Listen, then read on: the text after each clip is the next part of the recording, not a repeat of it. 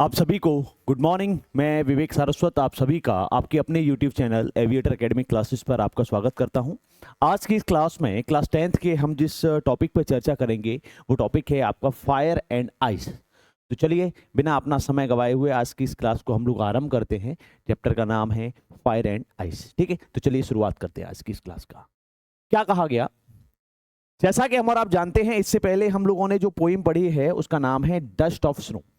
Dust of snow के बारे में अगर हम लोग बात करें तो ये डस्ट ऑफ स्नो किसके द्वारा लिखी गई है? ये लिखी गई है रॉबर्ट फ्रॉस्ट के द्वारा। तो सेम रॉबर्ट फ्रॉस्ट के द्वारा ही ये पोइम लिखी गई है जिसका नाम है फायर एंड आइस। फायर का अर्थ है आग एंड आइस, आइस का अर्थ है बर्फ। आग और बर्फ, ठीक है। कहा यह गया है कि इस स्थिति में आपको ये समझाया गया है कि देखो, एक्सेसिव अमाउंट किसी का भी हो, अधिकता किसी की भी हो, वो कभी भी बेहतर नहीं हो सकती। ठीक है, तो चलिए पढ़ते हैं, फिर उसके बाद में हम उस पर डिस्कस करेंगे। सम से, सम माने कुछ और से माने कहना। कुछ कहते हैं the world will and in fire, कि जो संसार है, संसार विल होगा, एंड माने समाप्त, इन फायर आग में समाप्त होगा। अर्थात संसार जो है वो आग से समाप्त होगा, कुछ लोग ऐसा कहते हैं। सम से इन आइस, कुछ कहते हैं इन आइस बर्फ में समाप्त होगा, अर्थात बर्फ से समाप्त होगा।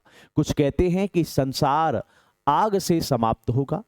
सम से, कुछ कहते हैं कि बर्फ से समाप्त होगा। From why, from what, from माने से, वाट माने क्या, आई माने मैं, हैव माने रखता हूं, टेस्टेड माने चखना, ऑफ डिजायर माने इच्छा। डिजायर कहा जाता है इच्छा। डिजायर माने क्या है? इच्छा। For from what I have tested of desire, जैसा मैं कि इच्छा को समझा है या इच्छा को जाना है। आई होल्ड, होल्ड का मतलब होता है रखना, पकड़े रखना, पकड़े रखना।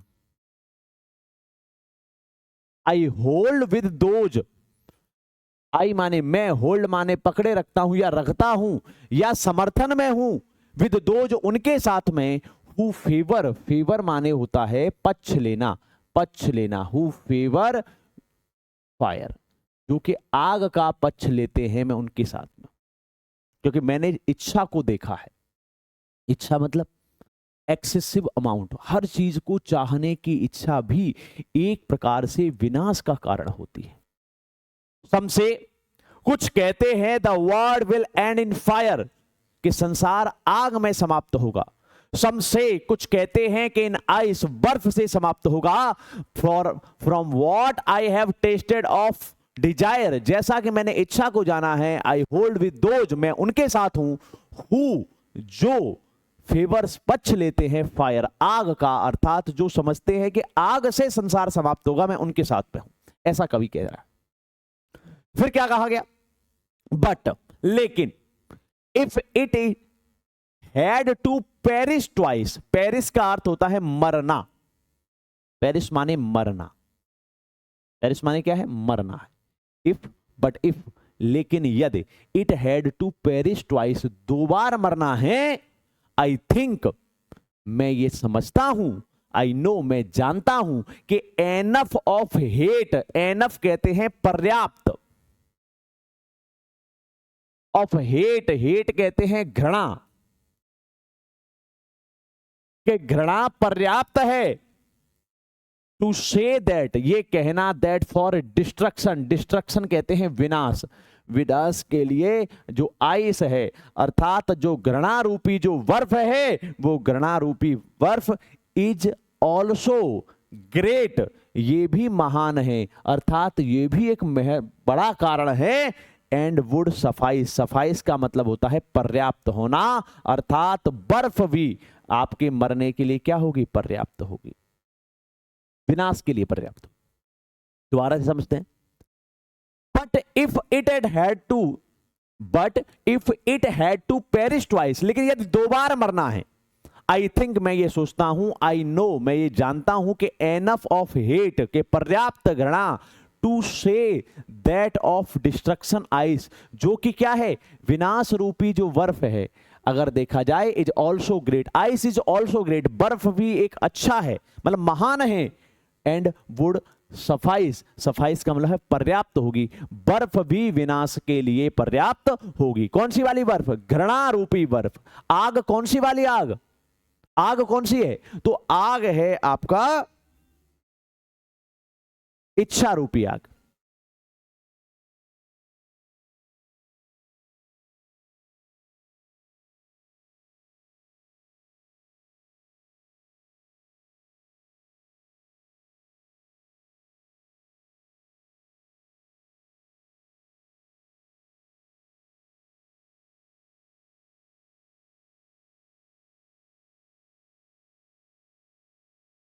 हाँ जी, तो क्या कहा गया? सम से कुछ कहते हैं the world will and in fire, कि संसार आग से समाप्त होगा।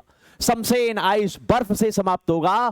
From what I have tested of desire, मैंने जितना इच्छा को देखता है, आई होल्ड विद दोज, मैं उनके साथ हूं, हु फेवर्स फायर, जो कि आग के साथ में है, कि संसार किससे समाप्त होगा? आग से समाप्त होगा।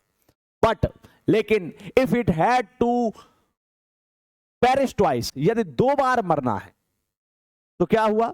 आई थिंक मैं ये समझता हूं कि घृणा रूपी जो बर्फ है, वो बर्फ भी मरने के लिए पर्याप्त होगी या विनाश के लिए पर्याप्त होगी। अब देखो, जैसा कि हम और आप जानते हैं, हमारे पास 3 तरह की स्थितियां आती हैं। पहली स्थिति क्या है? पहली स्थिति है 4 लाइन का पोएम।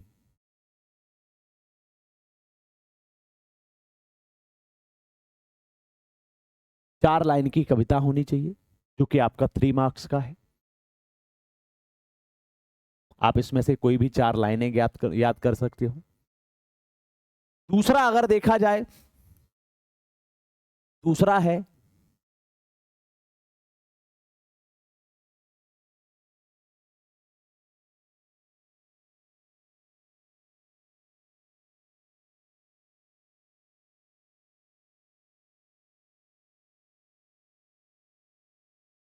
सेंट्रल आइडिया, ये भी 3 मार्क्स का है।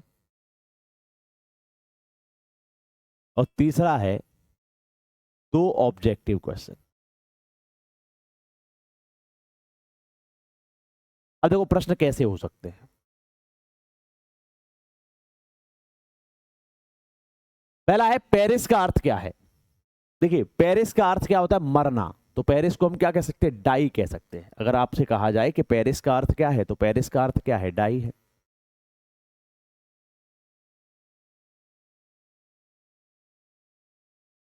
आपसे पूछ लेगा लेखक किसके साथ में है, लेखक के अनुसार व्यक्ति किससे मरेगा? फायर से मरेगा। लेकिन यदि 2 बार मरना है तो किससे मरना है? Fire and ice. बर्फ भी मरने के लिए पर्याप्त होगी भाई, बर्फ भी विनाश का कारण हो सकती है। अब आपसे पूछा जाए कि फायर जो है वो किससे संबंधित है, तो फायर से क्या प्रदर्शित किया गया है? डिजायर, इच्छा को प्रदर्शित किया गया है। आइस से किसको प्रदर्शित किया गया है? हेट को प्रदर्शित किया गया है। यही क्वेश्चन बनते हैं, इसके अलावा कोई क्वेश्चन ही नहीं। पेरिस का अर्थ क्या है? कि डाई। सफाइस का अर्थ होता है पर्याप्त, सफिशिएंट, एनफ, है ना। अगर आपसे कहे सफाइस, सफाइस का मतलब होता है सफिशिएंट, सफिशिएंट या पर्याप्त। पेरिस का अर्थ क्या है? मरना, डाई। फायर किस लिए प्रयोग हुआ है? डिजायर के लिए। आइस किस लिए प्रयोग हुआ है? हेट के लिए। ठीक है, आगे बढ़े। अब बात करते हैं, ये भी हो गया, ये भी हो गया, है ना। अब आते हैं सेंट्रल आइडिया पर। चलो, तो शुरुआत करते हैं सेंट्रल आइडिया, इस idea.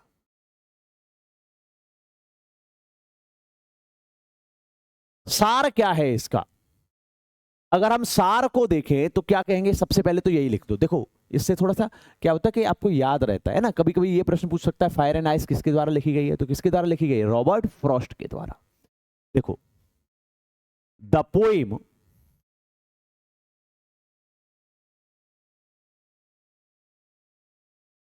Fire and ice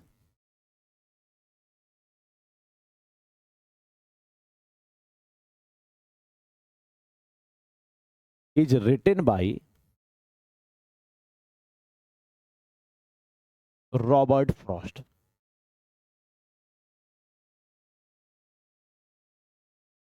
The poem Fire and Ice is written by Robert Frost. ठीक है, in this poem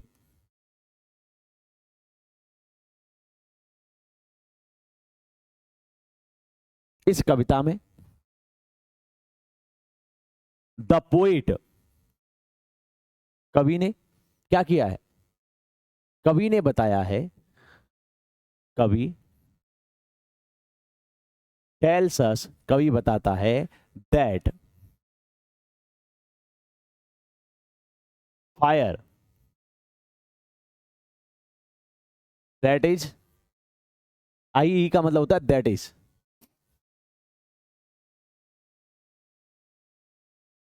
एक्सेसिव माने अत्यधिक, डिजायर माने इच्छा। क्या कहा, कवि कहता है कि एक्सेसिव डिजायर अत्यधिक इच्छा रूपी आग एंड और आइस दैट इज हेट, क्या है, बर्फ क्या है, घृणा रूपी बर्फ,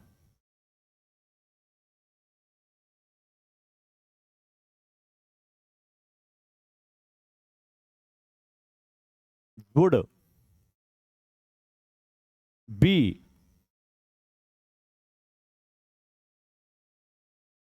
कॉज ऑफ, इसको विल भी कर दो, विल बी होंगे कॉज ऑफ डिस्ट्रक्शन।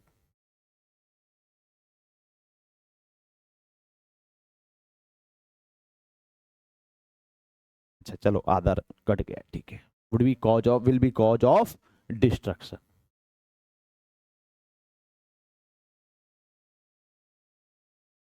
विनाश के कारण क्या होंगे, अत्यधिक इच्छा रूपी आग एंड घृणा रूपी बर्फ, will be cause of destruction, क्या होंगे, कारण होंगे किसके, विनाश के।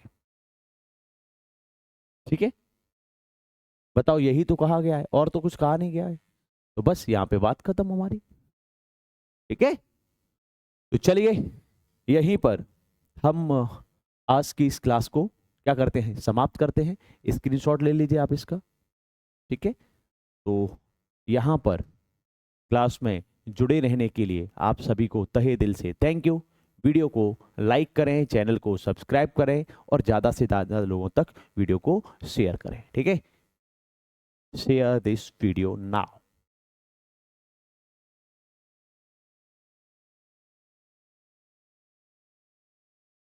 Thank you.